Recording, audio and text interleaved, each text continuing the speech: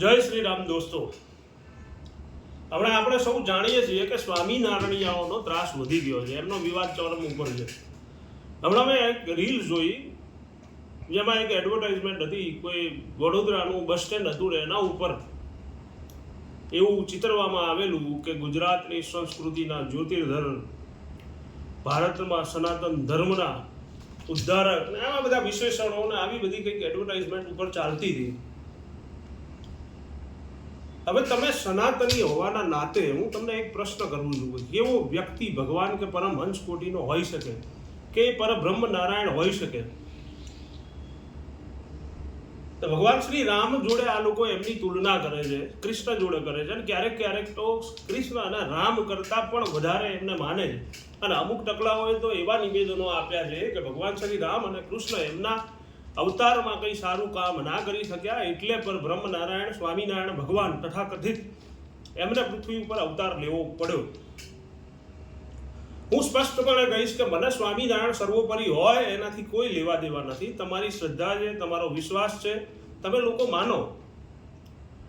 અને હિન્દુઓ અને સનાતનીઓ તો એટલા બધા ઉદાર મનના છે કે એમને પોતાના જ 33 કરોડ દેવી દેવતાઓ છે, અને બીજા બધા દેવતાઓ અને જે થઈ ગયેલા દેવી દેવતાઓ તો અલગ. તો અમને એકાદ ભગવાન વધી જશે તો કોઈ ફરક નહીં પડે. પણ તકલીફ ત્યાં જ થાય છે કે જ્યારે તમે તમારા ધર્મનો પ્રચાર કરવા માટે, જ્યારે તમારી પોતાની લીટી લાંબી કરવા માટે બીજાની લીટી ટૂંકી કરો છો, ત્યારે દરેકની પોતાની આગવી શ્રદ્ધા હોય છે, દરેકની પોતાની આગવી સંસ્કૃતિ હોય છે. અમે એમાં કોઈ ડિસ્ટર્બ કરવા માંગતા નથી. હવે હું તમને થોડાક પ્રશ્નો કરવા માંગીશ. અયોધ્યાની અંદર શ્રી રામચંદ્ર ભગવાનનો રાજ્યાભિષેક થવાનો હતો. આગલા દિવસે એમના પિતાએ આવીને આજ્ઞા કરી કે હવે રાજ્યાભિષેક તમારો નહીં પણ ભરતનો થશે, અને તમારે જવું પડશે વનમાં. એક ક્ષણનો પણ વિલંબ કર્યા વગર પોતાની પત્ની અને પોતાના નાના ભાઈ સાથે રાજસી વસ્ત્રો ત્યાગીને ઉઘાડા પગે વનની વાટ પકડી લીધી. અને બીજી તરફ આ તથાકથિત પર બ્રહ્મ નારાયણ, જેમણે એમના ગુરુના મૃત્યુ પછી તરત જ એમની ગાદી માટેના ઝઘડાઓ શરૂ કરી દીધા. એક તરફ રામચંદ્ર ભગવાન નાના ભાઈ માટે પોતાનું રાજ્ય સમર્પિત કરી દે છે, અને બીજી તરફ મોટા ગુરુભાઈ પ્રત્યે આ તથાકથિત ભગવાન કોર્ટના પગથિયાઓ ચડે છે, અને એનો અધિકાર ના હોવા છતાંય એ જગ્યામાં એ અડધો ભાગ પ્રાપ્ત કરે છે. બીજો પ્રશ્ન,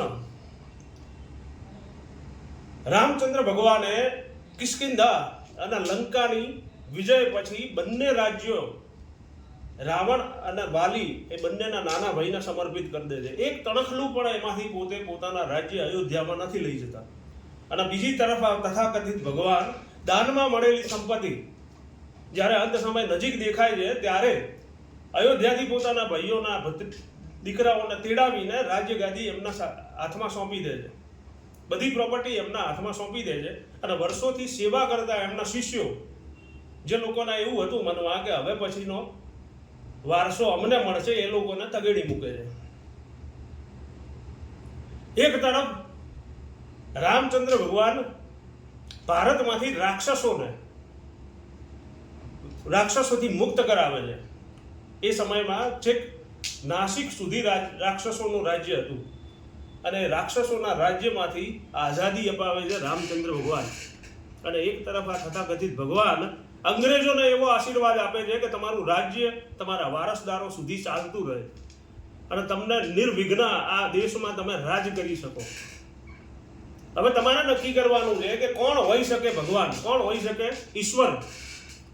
ઘણા બધા યુટ્યુબરો એ જેમ વરસાદમાં દેડકાઓ નીકળી જાય છે, પાંખવાળા મકોડા નીકળી જાય છે, એ રીતે તમને સોશિયલ મીડિયા ઉપર જોવા મળશે.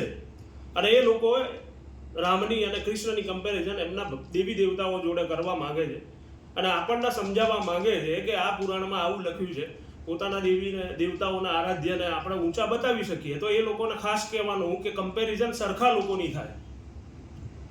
અમારો પ્રશ્ન છે કે અમે કૃષ્ણને અને રામને કઈ રીતે કમ્પેર કરીએ. અમારો પ્રશ્ન છે કે અમે શિવને અને રામને કઈ રીતે એકબીજાના ભક્ત તરીકે કમ્પેર કરીએ. સ્વામિનારાયણ ક્યાંય કમ્પેરિઝનમાં ઊભા રહેતા નથી.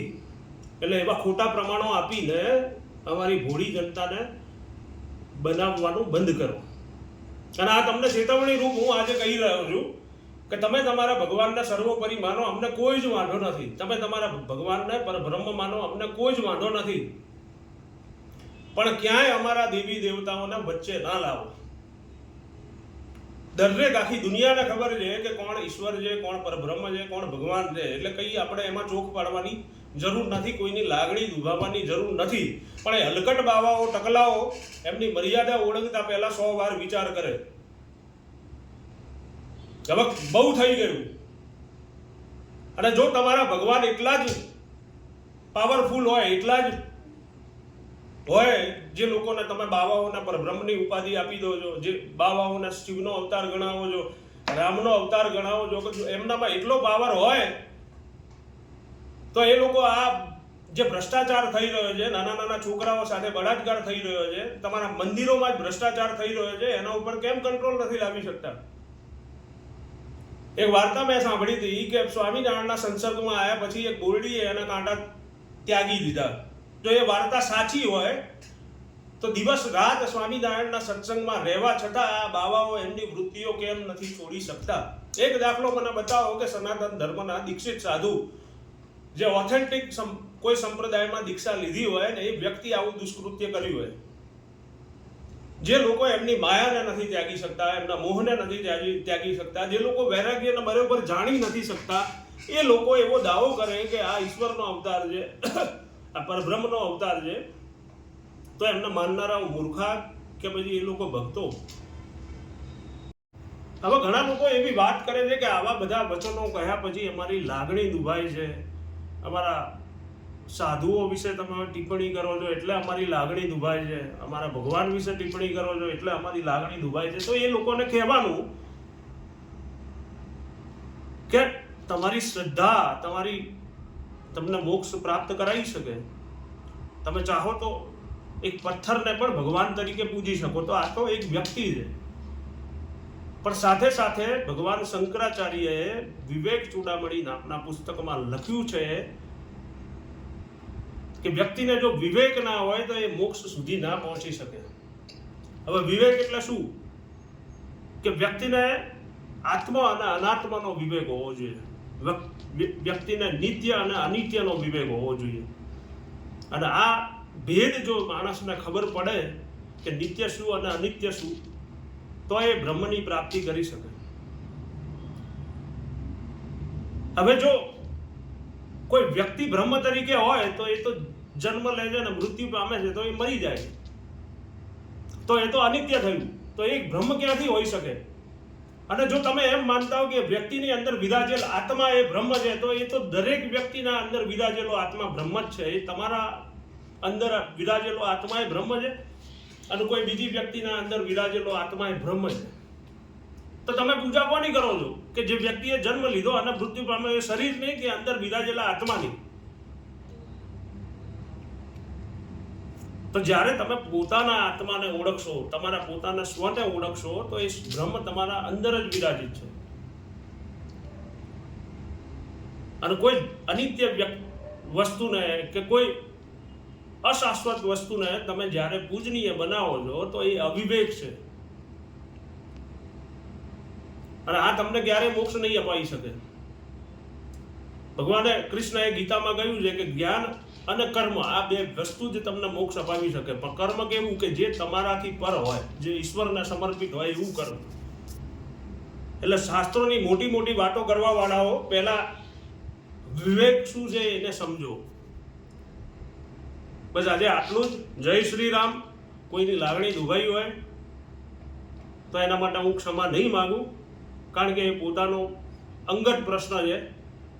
તમે કોને માનો છો, કોને પૂજો છો, એ તમારો પોતાનો પ્રશ્ન છે. પણ સત્ય છે એ આ જ છે. જય શ્રી રામ.